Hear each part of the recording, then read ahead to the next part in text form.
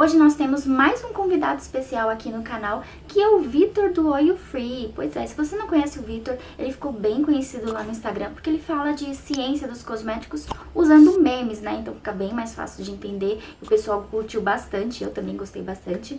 E se você não conhece, vai lá no Instagram, ele também tem um canal com o mesmo nome, Oil Free, e ele vai falar aqui no canal hoje sobre hidratação. Se você entender bem sobre a hidratação, como ela funciona na sua pele, você vai também conseguir escolher melhor o hidratante ideal para o seu tipo de pele. Eu tô muito feliz que ele tenha aceitado o convite, né? Eu gosto de convidar os mais diversos tipos de pessoas aqui, apesar que eu fiquei com um pouquinho de medo, né? Ele até mesmo fala que os nossos públicos são um pouco diferentes, então eu fiquei meio receosa assim. Mas como ele disse aí que é bom mesmo, né? E quanto mais diferente as pessoas aqui conversarem e discutirem, melhor. Então vamos parar de enrolação, vamos logo pro vídeo e eu espero que vocês gostem.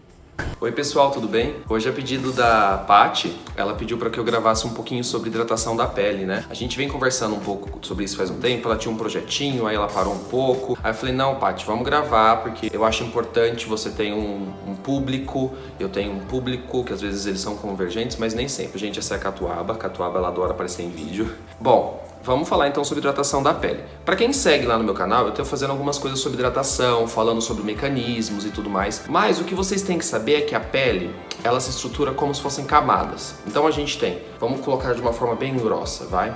A gente tem a epiderme, a derme e a hipoderme, ela tem umas classificações hoje em dia que fala assim, será que é pele ou não, sabe? Isso é bem discutido ainda na ciência, mas vamos focar principalmente na epiderme, que é a primeira camada. Por quê? Porque a epiderme é a que está em contato com o meio ambiente. Essa epiderme, ela tem várias camadas e as células vão se renovando da camada basal, onde tem a junção da epiderme com a derme, até o extrato córneo. O extrato córneo, que é a primeira camada, a que está aqui em contato, ó, é composta por células mortas, tá? Então, sabe, as células elas vão aumentando de volume, vão aumentando, aí elas vão achatando e elas vão se compactando. E aí, quando elas vão se compactando, elas formam como se fosse uma estrutura que vai impedir, por exemplo, trocas muito agressivas com o meio ambiente. Como assim? Se a gente tivesse direto esse contato das nossas células que estão vivas com o meio ambiente, a gente estaria muito exposto, por exemplo, à radiação solar, hoje em dia à poluição e algumas outras coisas, né, também com relação a doenças e tudo mais. Esse extrato córneo, além dessas células mortas, ele tem proteína, lipídios. Ele tem também o ácido hialurônico. O ácido hialurônico que tem na pele, ele tem uma característica de ser higroscópico, né?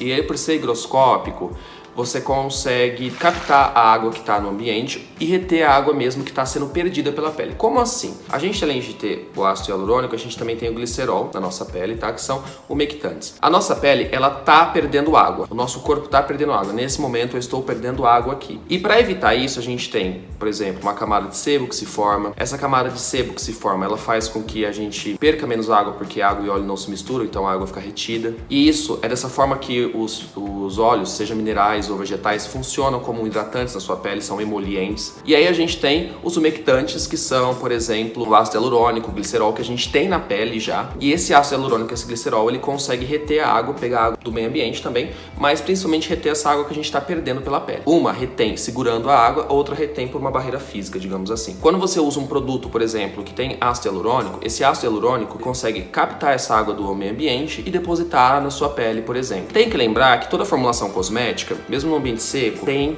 água. Então o ácido hialurônico consegue utilizar essa água da formulação cosmética, né, e manter na sua pele, tá bom? Lógico que se você vai num deserto, por exemplo, você tem que pensar em mecanismos de hidratação mais fortes, como por exemplo, alguns mecanismos de hidratação que vão ser mais oclusivos. Outra coisa que é importante, existem alguns extratos, alguns outros, não só extratos, mas algumas outras moléculas, que têm uma capacidade de aumentar, já em camadas de células vivas, tá, abaixo do extrato córneo, canais de água entre as células. Como assim?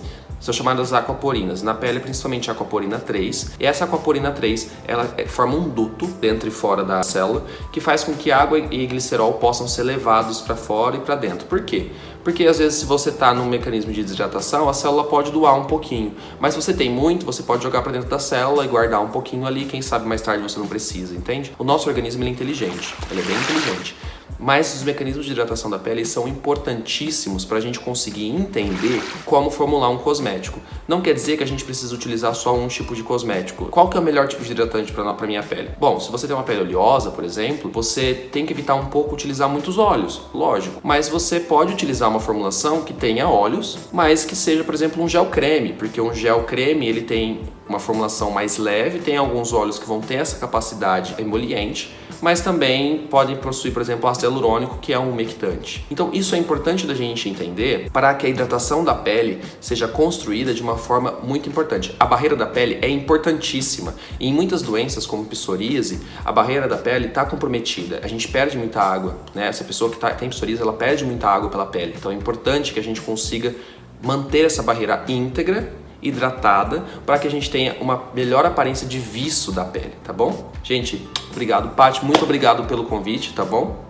E até mais. E é isso, gente. Vitor, muito obrigada por ter participado desse vídeo, por ter passado um pouco do seu conhecimento.